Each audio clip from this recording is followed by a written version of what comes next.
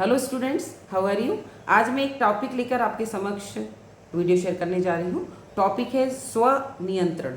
ये बीएड का टॉपिक है और इसे इंग्लिश में बोलेंगे सेल्फ कंट्रोल।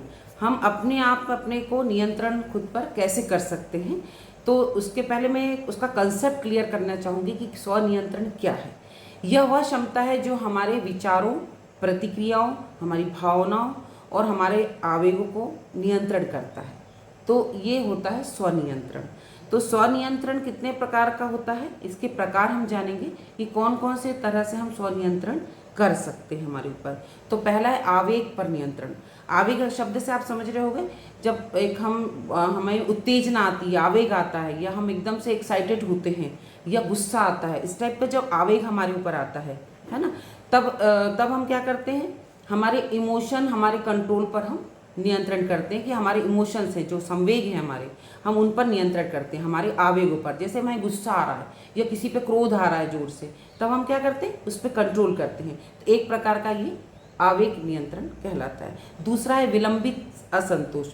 विलंबित असंतोष क्या होता है, जैसे वर्तमान में जो हम कर रहे कार्य, उस कार्य को नहीं करके हमको भविष्य की चिंता करना। जैसे कि मुझे आज अभी टीवी देखना है, तो टीवी देखना है, लेकिन मेरे को टीवी को मैंने नहीं देखा और मैंने भविष्य के लिए जो अगर मुझे कोई पढ़ाई करनी है, कोई एग्ज़ाम देनी है, मान लो अभी नेट की एग्ज़ाम चलेगी, 25 से नेट की एग्ज़ाम देनी है, तो मैं उसकी प्रिपरेशन करूँ, मैं भविष्य की चिंता करूँ, वर्तमान को मैं ड्रॉप कर दूँ। ये होता है विलंबित असंतोष, है ना।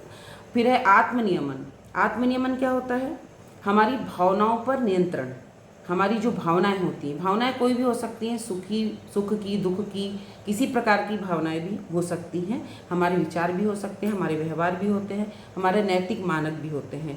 तो हमारी भावनाओं पर जब हम कंट्रोल करते हैं तो ये आत्मनियमन में आ जाता है। फिर संज्ञानात्मक नियंत्रण। संज्ञान शब्द से आप समझ रहे हो, भटकने से रोकता है। हमारा ध्यान के भटकता है ना, इधर उधर जाता है, हमारा ध्यान एकाग्रित नहीं रहता। जब हम पढ़ते भी रहते हैं तो हमारा ध्यान कहीं घूमता रहता है। देखिएगा, अगर आप पढ़ रहे हैं या पूजा कर रहे हैं तो हमारा ध्यान, मन चलता रहता है कहीं। तो ध्यान केंद्रण जो करना है, तो ये होता है संज्ञानात्मक नियंत्रण। नेक्स्ट है आपका प्रेरणा नियंत्रण। प्रेरणा शब्द से आप समझ रहे हैं कि अंदर की प्रेरणा को बनाए रखना है। जो हमारे अंदर प्रेरणा है, मोटिवेशन है, उसको हम बरकरार रखें।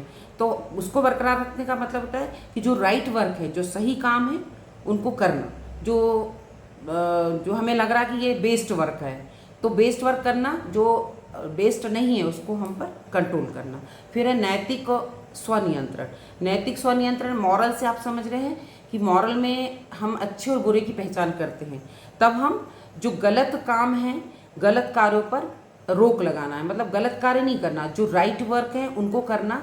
ये होता है नैतिक स्वनियंत्रण, मतलब अपने आप पर नियंत्रण करना नैतिक तरीके से, कि अच्छे वर्क करना और बुरे वर्क को त्याग देना।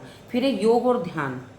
तो ये एक टाइप है स्वनियंत्रण का, कि हम ध्यान द्वारा, योग द्वारा, प्राणायाम द्वारा हम अपने स्वनियंत्रण कर सकते हैं। अगर हम मेडिटेशन करेंगे, ध्यान करेंगे, तो हम अपने आप को एकाग्र करेंगे और अच्छे कार्यों को करने के लिए प्रेरित होंगे। बच्चों, आज के लिए इतना ही। नेक्स्ट वीडियो में आपसे फिर मिलती हूँ। Thank you.